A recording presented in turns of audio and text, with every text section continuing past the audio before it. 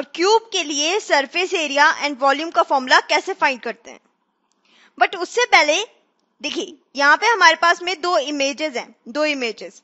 ये first image किसकी है, डाइस की, डाइस, एंड ये है puzzle cube, puzzle cube. I think आप सबको इनके बारे में पता होगा। अब कई बच्चे सोचते हैं कि इनको हम क्यूब का एग्जांपल ही क्यों मानते हैं, क्यूब का, लगते तो ये भी क्यूबॉइड जैसे ही हैं। बच्चों ये एक्चुअली में क्यूबॉइड ही है। इनकी प्रॉपर्टीज बिल्कुल सेम वैसे ही होती हैं जैसे कि क्यूबॉइड की होती है।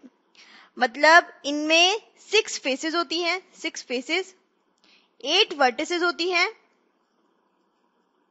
एंड 12 साइड्स होती हैं, 12 साइड्स, जैसा कि एक क्यूबॉइड में होता है। तो हम बोल सकते हैं कि cube is a special type of cuboid. Cube is a special type of cuboid. मैंने इसको स्पेशल टाइप ऑफ क्यूबॉइड इसलिए बोला क्योंकि देखिए इसकी length breadth and height, length breadth and height equal होती है। तो हम बोल सकते हैं cube is a special type of cuboid whose length, breadth and height are equal. Length is equal to breadth is equal to height. अब चलिए देखते हैं कि क्यूब के लिए सरफेस एरिया एंड वॉल्यूम का फॉर्मूला क्या होता है। देखिए मैं एक क्यूबॉइड लेके चल रही हूं जिसकी लेंथ, ब्रेड्थ और हाइट एक इक्वल है, एक इक्वल। अब क्यूबॉइड के लिए टोटल सरफेस एरिया होता है 2 multiply length into breadth plus breadth into height plus length into height. अब यहाँ पे लेंथ, ब्रेड्थ एंड हाइट की वैल्यू है a, तो हम लिख लेंगे 2 मल्टीप्लाई लेंथ इंटू ब्रेड्थ हो जाएगा a square plus breadth into height a square plus length into height ये भी हो जाएगा a स्क्वायर। यहां हम इसको लिख सकते हैं 6a स्क्वायर। कितना, 6a स्क्वायर। अब मैंने आपको बताया था कि अगर किसी क्यूबॉइड की लेंथ, ब्रेड्थ और हाइट इक्वल हो, इक्वल, तो उसको हम क्या बोलते हैं, क्यूब। क्या बोलते हैं, क्यूब। तो हम लिख सकते हैं total surface area, total surface area of cube is equal to 6a square. तो देखिए हमने क्या किया, क्यूबॉइड के टोटल सरफेस एरिया के फॉर्मूले से, टोटल सरफेस एरिया के फॉर्मूले से क्यूब के लिए टोटल सरफेस एरिया का फॉर्मूला डिराइव किया। इसी तरीके से हम वॉल्यूम का फॉर्मूला भी डिराइव कर सकते हैं।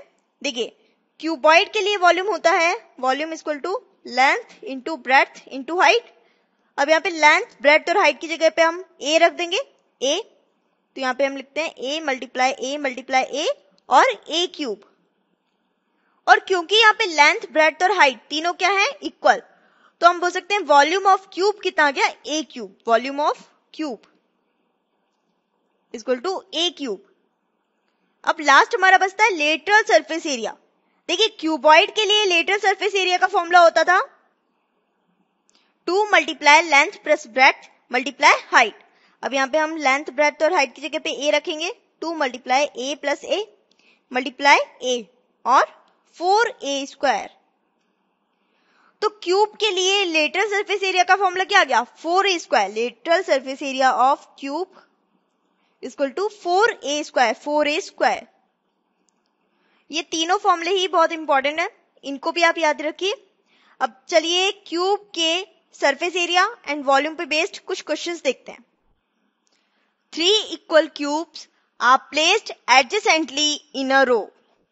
Find the total surface area of the new cuboid to that of the sum of surface areas of 3 cubes.